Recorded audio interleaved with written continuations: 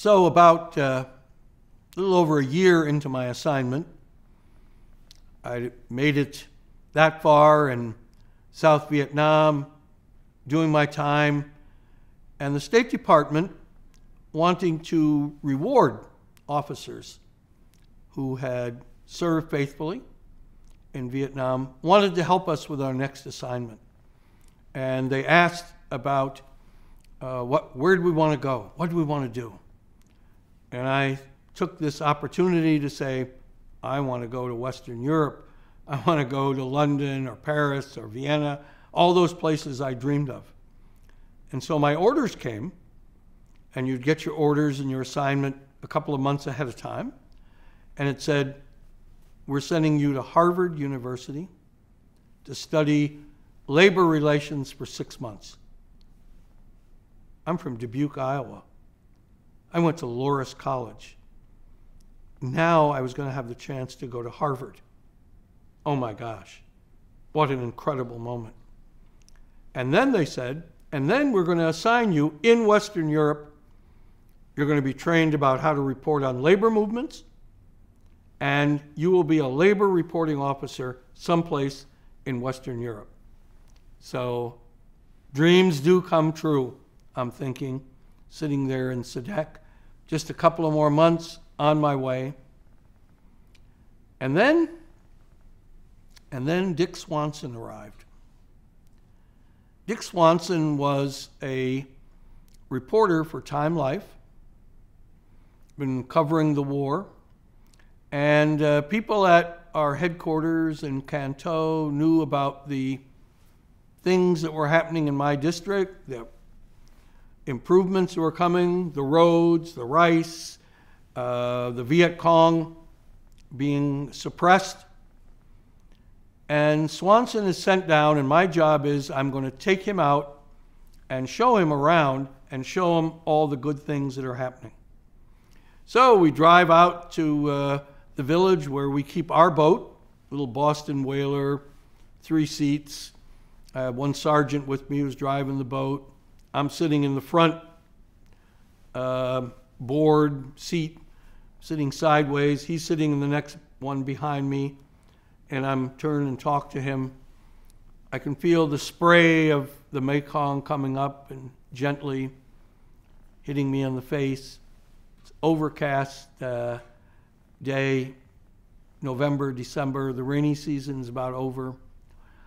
And we're going and making small talk, and Dick Swanson, who had earlier in his career, although I didn't know it at the time, been a reporter for the Des Moines Register. So Dick Swanson says, well, you're here, you're doing this, what are you going to do next?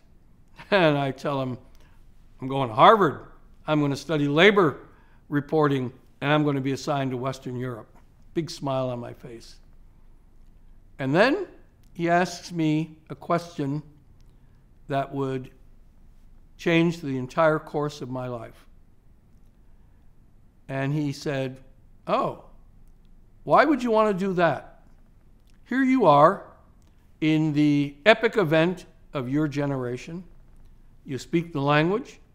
You're stepping through the cultural veil. You're making a difference.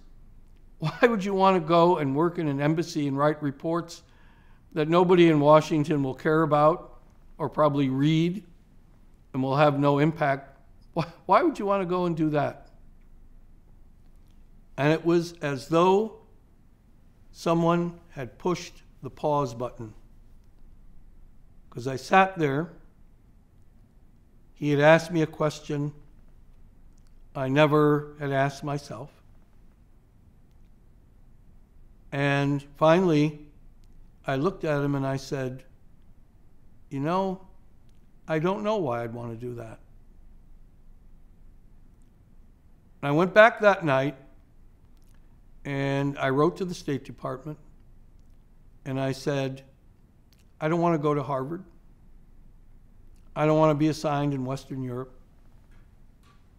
I want to stay in Vietnam.